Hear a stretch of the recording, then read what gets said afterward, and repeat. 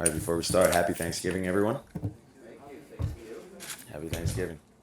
So your deep throws obviously in Alabama were outstanding, but your metrics in terms of balls that travel 20 plus air yards have improved a lot from year one to year two. They're among the best in the league now. Do you attribute that partially to the hip being better and more power in the base? Are there other reasons? What might you cite as reasons? I would say it starts in practice. A lot of the looks that we get in practice, kind of entail us to take shots. But in the game, if it doesn't present itself, we never want to, force it. When it does present itself, then we try to take advantage of that.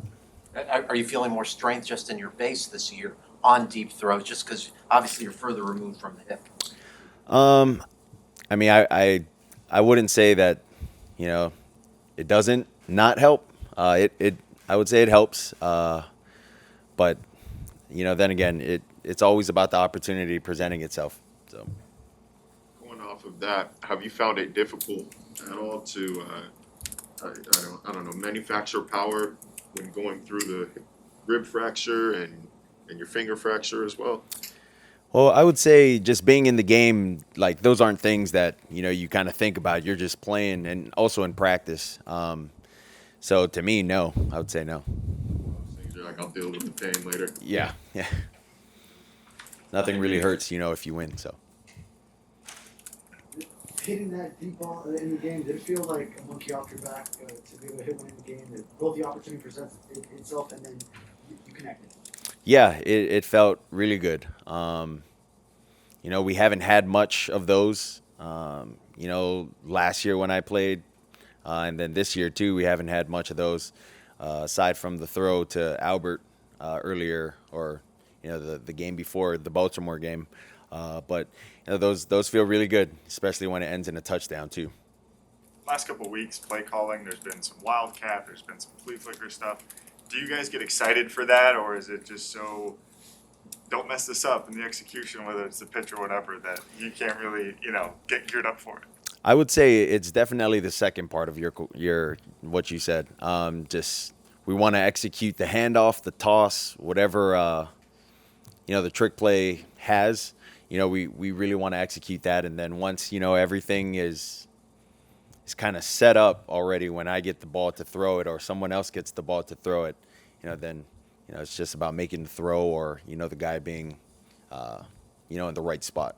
Tua, has any DB ever said anything to you when you're lined up wide in the wildcat? No, dude, I don't think these guys want to talk to me. I just go out there and just ask for the ball, just try to get them to come up. Some come up, some don't even mind me. So One of the statistical things I've noticed is that your performance in the fourth quarter has been good.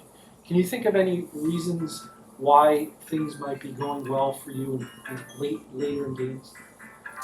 well, I would say the things that kind of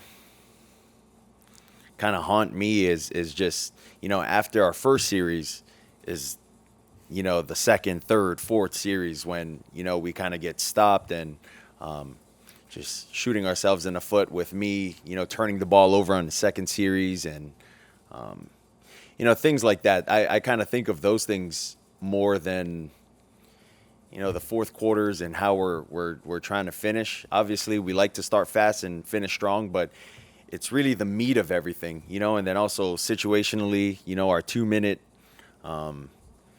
just all of those things. I think offensively, I need to help our guys do a better job, this upcoming game with kind of the second quarter, the third quarter, playing at a high level still, and getting us to the fourth quarter to finish strong. Do you have any personal experiences with Derek Brown when he was at Auburn and you were at Bama?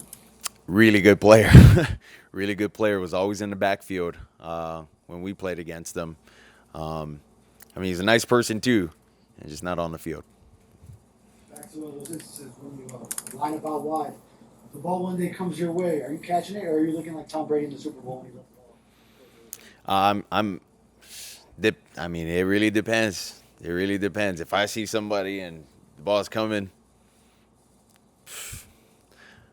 I'm gonna have to bat the ball down. I'm not catching that ball.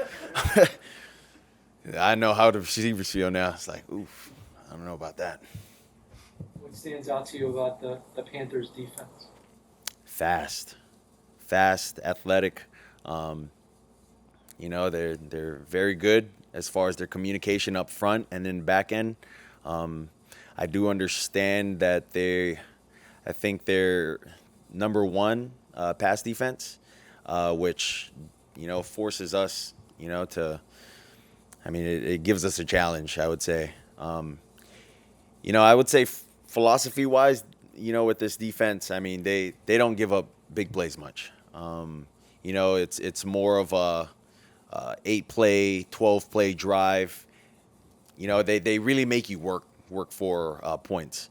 You don't ever see them blow coverages. You rarely ever see 3-play, 4-play drives and a team scores on this team. So they do present a big challenge for us.